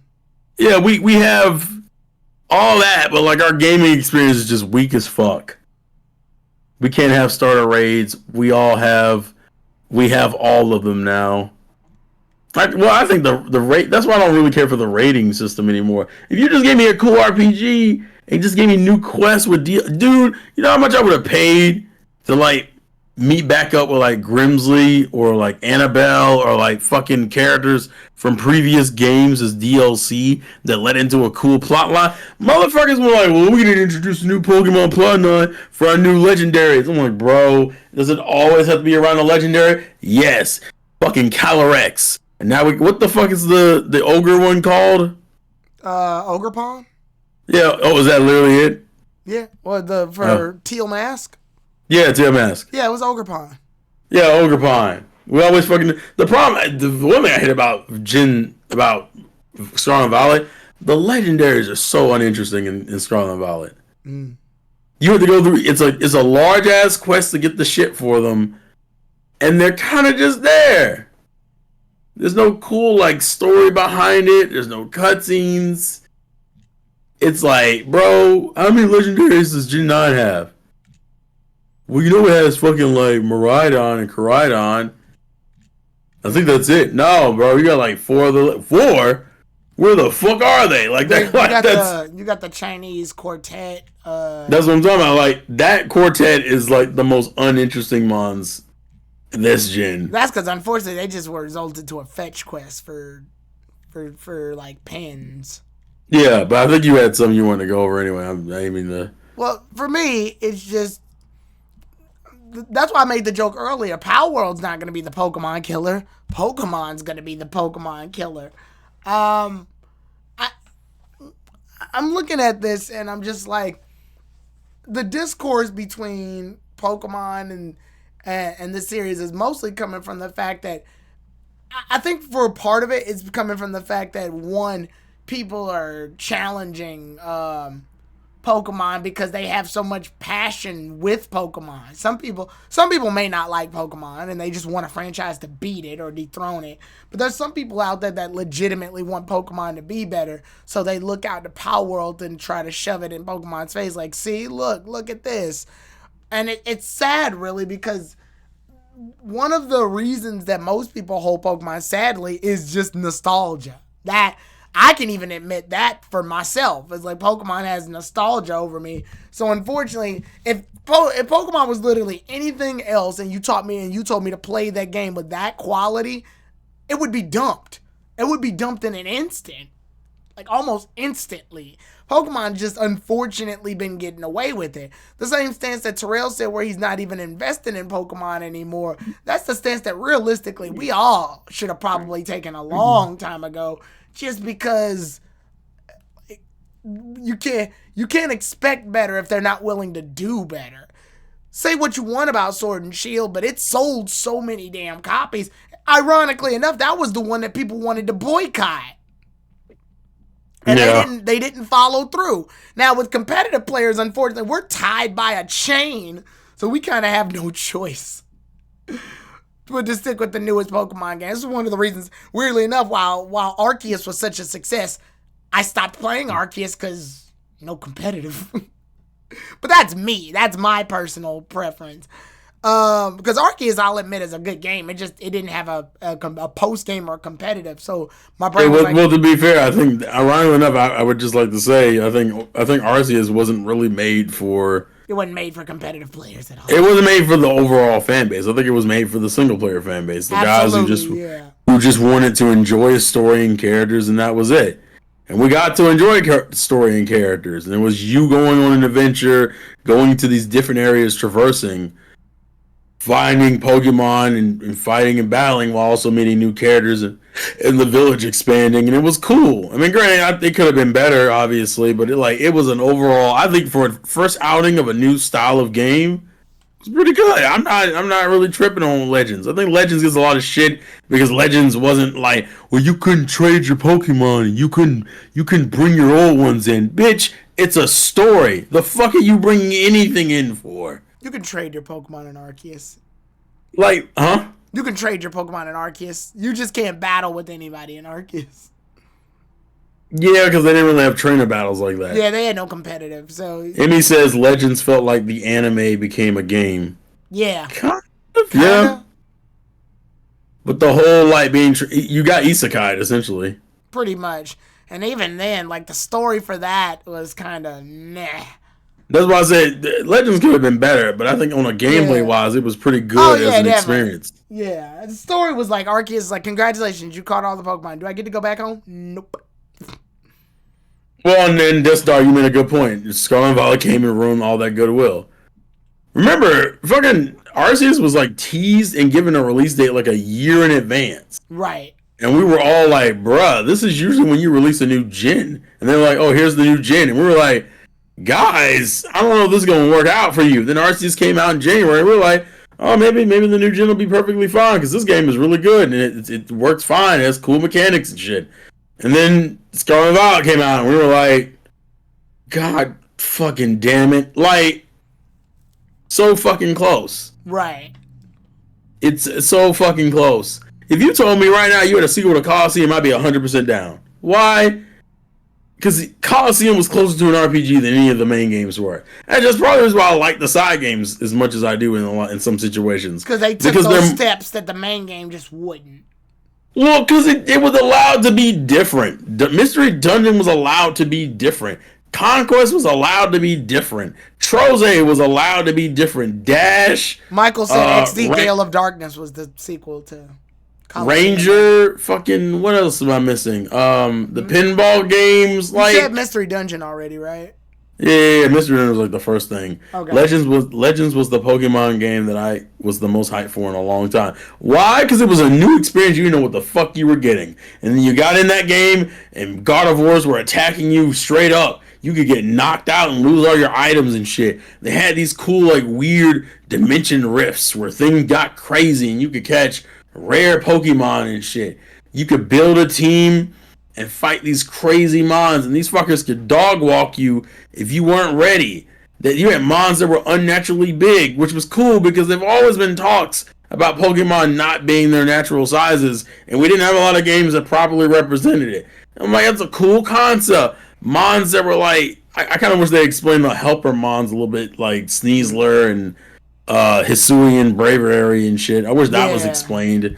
I wish there was more like in-game side quests on some of the variants, like meeting a Typhlosion variant that's supposed to that should have only existed during the Hisuian age. Right. And then maybe having a side quest about what changed in the environment that caused the Cyndaquil line to become more like volcanic instead of like ghostly. That's just a wild concept in general. Why is it that the version of fucking Typhlosion went from being essentially a dead badger to now a fucking volcanic badger? They're like, this Pokemon's Pokédex entries leave so much to be desired. They come up with these cool concepts for characters and quirks of the Trevenant stealing the souls of children. That could have easily been a side quest. You have to stop this big ass Trevenant or Driftblimps from stealing the souls of children. Right. And like it's a battle, but like the problem is that they have a habit of using children as shields. So you have to find a way of fighting them in a unique way, which would have worked cool in the fucking Hisuian like battle style where you're just fighting in the area. There's so many cool things you could have done. So many cool things. Or you couldn't use attacks that directly hit the opponent. You had to use things that like chip damage over time. I don't know, like things like Razor Leaf that swung around in an arc. I don't know. This is me like talking about a bunch of like ideas, theory crafting shit, right. And it makes you mad. And then you look over at people watching Palworld like, this is what I wanted for Pokemon. I'm glad you wanted a fucking Minecraft Fortnite game. I want an RPG. Yeah, definitely. And then, going back to the, it makes you ask questions though, like why does this game involve vibrant colored creatures that look vaguely similar to Pokemon? They don't have to, honestly. Yeah, I was going to say if it's not necessary, why? Did they do it to separate themselves from the Minecrafts and Fortnites that already exist? Like, probably. Why did they choose this route? And why did they make the style look so similar to Pokemon? Because somebody said in the chat earlier before, obviously these pals, like, there's no... You can't do copyright on art style, but you can do copyright on designs. Well, clearly some of these pals look like Pokemon. So how do you think that goes there? Like what do you think how do you think that works when it comes to designs? Because it's very clear that some of these pals do have very, very, very close distinctions to Pokemon to an almost jarring degree. Do you think that would affect? Do you think that affects it overall, or do you think there's a case here or not? Like, for example, Krimis. Krimis looks dangerously like Eevee, almost to a fault. Does that warrant for them to take legal action or no? It's a design that's similar. Kind of, especially if you're starting to make merchandising off of it. Like, if you're gonna start making trading cards and you got these mons that look insanely like people say whatever they want about Digimon and Yu-Gi-Oh! Yeah. Those mons don't look anything like Digimon have their own style though, yeah. Yeah, the problem is Palworld style is just bootleg Pokemon. Similar. It's too similar. That's the issue. The issue is that it's too similar. Yeah, like the problem is when people see those designs, they're gonna think Pokemon. And why? Because a lot of them look like Pokemon. Like, I can look at Digimon and make vague comparisons to Pokemon that exist. Like, somebody will be like, Agumon is a lot like Charmander. But you know damn well Agumon has a lot of differences from Charmander. I look at Direwolf, that's like the black wolfish one. It looks like Rockruff. It looks like Lycanroc. It's just Lycanroc. There's no way around that. There was one that was called, there's one that, I gotta go back to my list. Give me a second. I had them all up. There was one that it's literally just one's called Digstoise. It's literally the name alone it looks like Blastoise and Bowser combined. There was one Dinossum. Dinossum is like it's like Meganium combined with Lilligant into a dinosaur body. Like, some of these look horrifically like Pokemon to an almost dangerous degree. Anubis looks straight up like Lucario with fingers. I think that's the problem. Some of these look way too close. Like, I'm actually looking at some of their things now. Robin Quill, I can give you the link to the list that I got. Robin Quill looks like Decidueye. It looks like Gallade and Decidueye combined. And that's what's going to get them in trouble. That's what's going to be the problem. That's a list of all of them. Oh, let me see. It almost feels like they were afraid to like branch off and do their own deal. Like Ribunny, it's got ribbons on it. I'm like, those ribbons are Sylveon's ribbons. Nightwing looks literally like Staraptor. Yeah, some of these look really bad. Also, I'll link this in the chat for you guys to look. Yeah, I'm gonna look at. I'm gonna go ahead. Although I think the chat probably has some of them already, but I'm still gonna put it. Like, the difference with Digimon and all the other monster collectors is that with this one, I can make actual descriptions based on. Now, granted, I'm a Pokemon fan, so I know, but I can make actual descriptions of. Oh, okay, I know exactly which Pokemon this looks like. This isn't even a Tansy looks like Pansage. Yep. Ruby looks like Ponyta. Pinglet, and Pinking. I'm letting that one slide because it's a decent enough variation. Yeah. But Krimis looks exactly like Eevee. In fact, people made that joke where they were like, "Oh, Krimis, Eevee, Krimis, Christmas Eve." Oh, boo. Yeah, because they sound the same. There's another Eevee clone called Vixie. It looks just like Eevee. What's with all that Eevee T-Fin looks like Cutefint from. It does look like Cufant. It looks exactly like Cufant from Sword and Shield.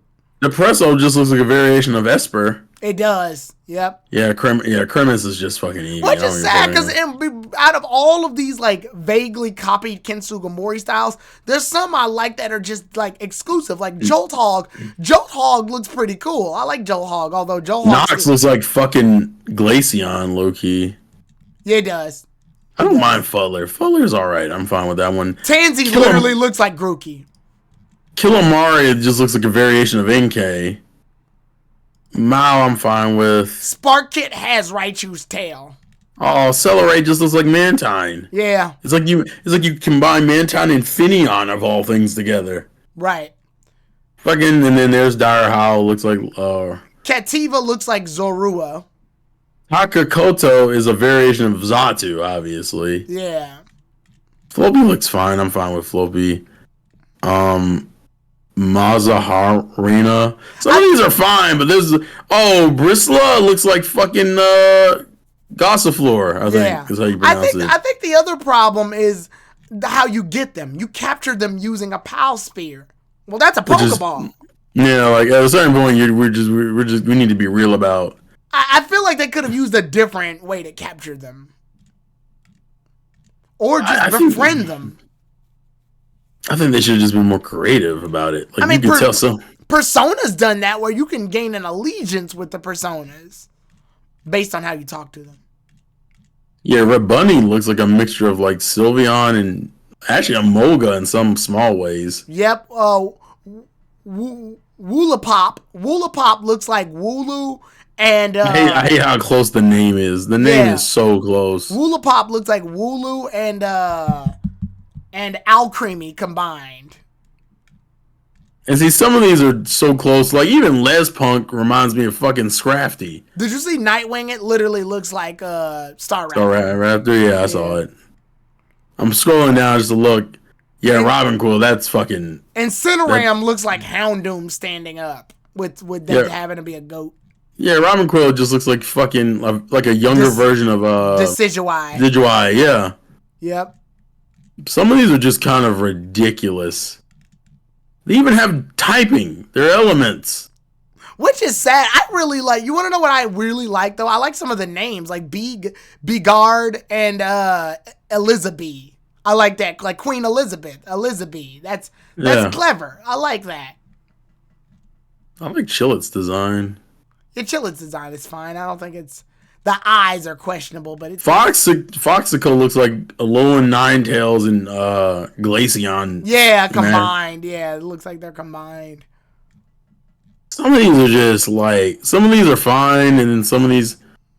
Like, you got this one, Rayhound, literally has a Raichu tail. It's ridiculous. Yeah, they have a Raichu tail. Some of them are okay, and then some of them get too close. Yeah, I see what you're saying about Dinosaur. Lavander, it's supposed to be like it's Pokemon number 69, and every time you kill it, it gives you cake, and it's like people and pals fall in love with this thing. I'm like, ugh. Like, I even like Tombat. I think Tombat's a cool design. Yeah. Reminds me a little bit of Glysaur, but I'm fine with that. I like Ragnahawk. That one's cool. Ragnahawk's kind of cool. Oh, I fuck with Bushi. Bushi's a cool concept. It kind of looks like Galarian Zapdos, though. Yeah. Oh, Wixen reminds me very much of It's just Braxton. Delphox. It's just Delphox or Braxton. Yeah, actually, no, Braxton's probably the more accurate one. You're He even has like the little flamey ear things. Yeah, Braxton and Wixen are. And Verdash is just Cinderace, but grass. It's grass type Cinderace. Yep. Some of these are just a little bit too much. They're too on the nose. Some of them are fine, and then some of them are just too fucking much. Kelsey looks like a fat Dratini. It's Dratini. Oh damn, now. Oh, Cryonics looks pretty good, right? I'm fine with that one's fine. Blaze Howl. That looks like Pyroar done correctly. Wow. Yeah, I think it's Petalea is just... Meganium. No, Petalea. Oh, no, I'm sorry. I'm looking at Bronze Sherry. Sorry. No, Petalea is It looks like Curlia mixed with, like, Serena. Yeah, like no. What's the pre-evolution? Not Serena. There's Bounce Sweep Steenie. It reminds me of like a Curlia and Steenie. It looks like Curlia and Steenie. Reptyro looks like a Volcanion. See, some of these aren't bad. Although I get a weird... Oh, they do have a Hercules Beetle. It's Warsect. That one looks like a Digimon. It does. Yeah, that one. And then you got Rounder. You got Finglope, which reminds me of Cobalion. Yeah. Quivern. It just looks like Reshiram. It looks like almost like a Dragonite variation of Reshiram. Some of these are like there's a decent chunk of them that are like different, but then you got a couple that look way too close to their Yeah, they look way too on the nose to their Pokemon counterparts. like some of them we were talking about being like fusions, but like then you got others that look just straight up like the Mons. Yeah, here it goes. Lylene. Lylene is the one that reminds me of Gardevoir and fucking Gardevoir and probably Sarina. I think is the one I was thinking of. Yeah. No, it actually reminds me of what's her name? Magearna. Ah, yeah. It's just like a grass version of that. Magearna or Diancie. I can see Diancie too. Jormuntide looks more like a Digimon, but it also looks like a Final Fantasy summon. Jet Dragon reminds me of it's the future version of Hydreigon. Yeah. Suzaku looks like a Yu-Gi-Oh card actually. Yeah, some of these aren't like bad. It's just now, like I said, I feel like Grisbolt. That one feels like just a Palmon. That one feels like it's just enough to fit in its world. I get a lot of Electivire vibes from it. True. The smile and the coloring and is it. The body shape is really the only thing that keeps it unique for me. Lylene is literally just Lilligant. It's just Gardevoir and Lilligant combined. You see, where is Grisbolt? I just saw it a second ago. It's number 103. I'm at 91. Ozark looks pretty cool, kinda. It's like an orca and a like a electric orca. Shadowbeak looks like Corviknight a little bit. It looks like Corviknight and Arceus combined. Hey, you know what Grisbolt really reminds me of? What? Zangoose. Ah, you're right. With the stripes and the claws. It very much it's even got the thing in the middle. Yeah, it does look like Zangoose. It's like Zangoose's body type, but fatter. With like almost like a Totoro face.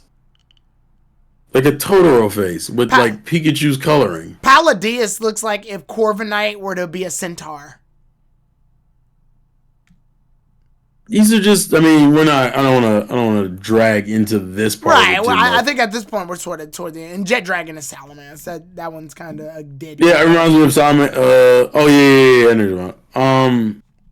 But I guess I'll let you give final thoughts because I think I've kind of covered a lot of my frustrations anyway. Yeah, absolutely. The last thing I'll just say is that like they're not really the designs are the biggest point of contention. Yeah. If Pokemon smells blood, they will kill it.